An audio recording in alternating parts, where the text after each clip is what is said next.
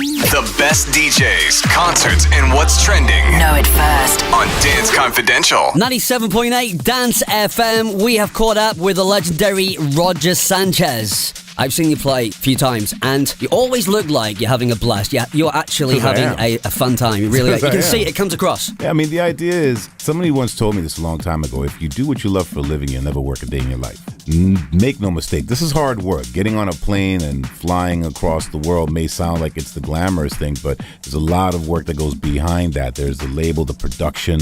There's a lot of business that goes behind this. But what I try to always never lose is the love of what it is that I'm doing when I'm playing, the idea of connecting with a crowd, creating that moment that brings a moment of inspiration. It could be emotional, it could be just you just found this right combination of tracks that just has an effect on the dance floor. Those are the moments for me that make it worth it. What is it about the power of music, though? I ask a lot of DJs this question.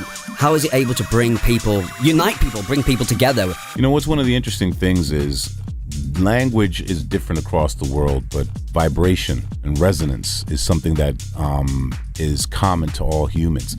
Music is vibration, it's resonance, it's a sound moving the molecules in the air. And I think the ability that music has to create a synchronized resonance, because that's really what happens if you want to put it in a very kind of scientific or technical terms. When you're playing, you're creating a resonance, and when people kind of vibrate on that same resonance, that's when the synchronization happens, and that's when people come together.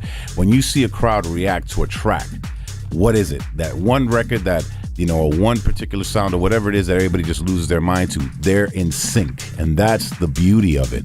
You don't even need to have words, although words communicate ideas. But I could be playing a record, an African record, which I have no idea what the hell they're saying.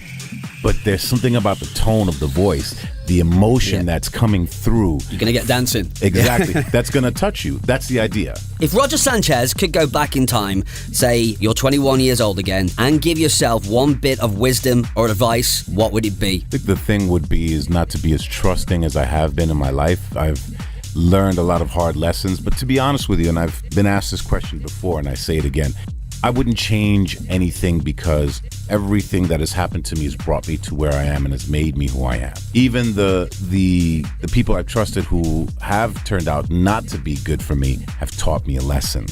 Maybe I would have said, here's a lesson you could learn a lot less painfully. Yeah. But maybe I needed to learn it like that. So I won't change anything. You know, it's brought me to this point, and there are a lot of things that I've learned through every experience. How did Another Chance happen? I remember when it first came out and I played it on a radio station. I was like, yeah, this is special. This is going to be huge. The track and Toto, how did that connection happen? Well, you know, for me, I always was a beat miner. You know, it's kind of my connection to hip hop, searching for samples.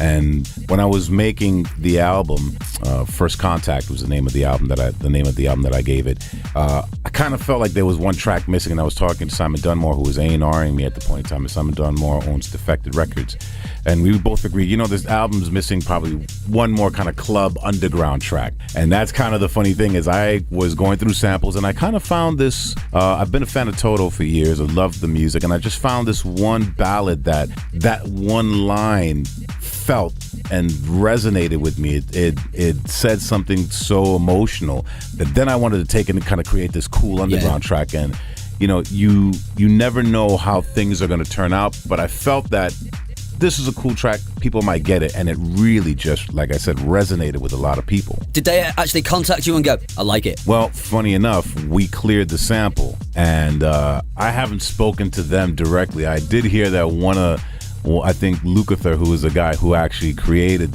wrote the song and sung it, was like, yeah, this DJ made us a lot of money, and this is the record he sampled, and, you know, so I don't know whether it was kind of tongue-in-cheek or not, and to be honest with you, I was just thankful that I was able to sample it and use it in the way that I did. I did change it dramatically, but I kept the core of that line very, very embedded in the track. You've got this born to be in radio kind of voice. I kind of sound like compared to you.